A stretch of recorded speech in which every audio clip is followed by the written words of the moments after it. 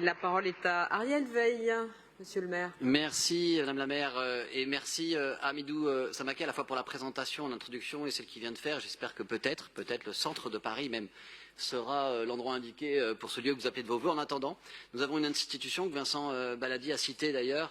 Je le remercie, qui est une institution remarquable. Je voudrais en dire quelques mots. C'est l'Institut médico-éducatif Cours de Venise, que je crois on connaît bien. Et je vous rappelle qu'il s'est installé à l'époque, lancé par Autisme 75 Île-de-France, avec un très fort soutien à l'époque de la ville, de la mairie du 3e arrondissement.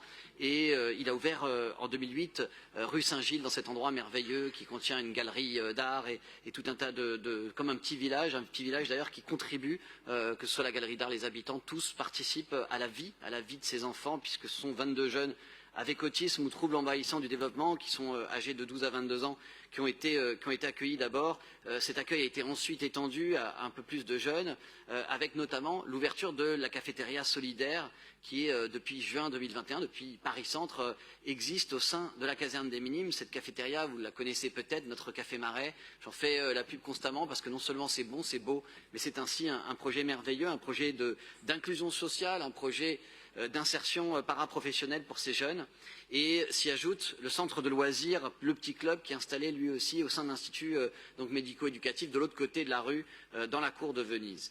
Et je voudrais aussi saluer la participation de la cour de Venise, de la cafétéria notamment, et de l'IME à beaucoup d'événements municipaux, ce qui est une manière non seulement de nous aider, mais une manière de rendre visible aussi les problématiques de l'autisme et de permettre aussi cette insertion, ce lien au monde à tous les membres, à tous les jeunes qui sont formés chez eux.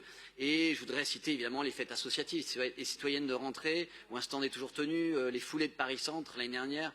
Nous avions un stand et puis vous avez pu les voir hier, vous avez pu les voir les 2 derniers jours avec sa directrice Laurence Meloul-Piou, dont je tiens à souligner le travail exceptionnel, la gentillesse, le dévouement incroyable. Ils étaient hier sur le parvis de la mairie de Paris avec le lancement du mois parisien du handicap inauguré par la maire de Paris, par Lamia El Harraj. Et là aussi, je voudrais souligner cette incroyable insertion dans la vie citoyenne, dans la vie de la ville.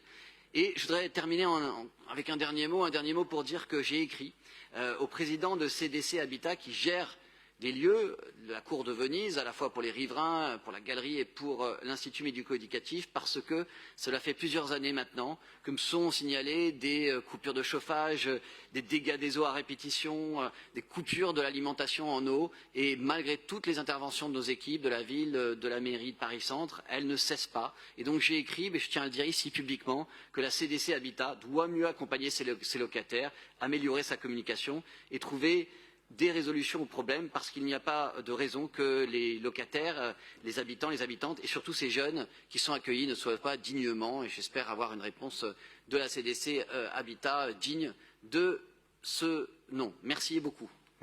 Je vous remercie, monsieur le maire.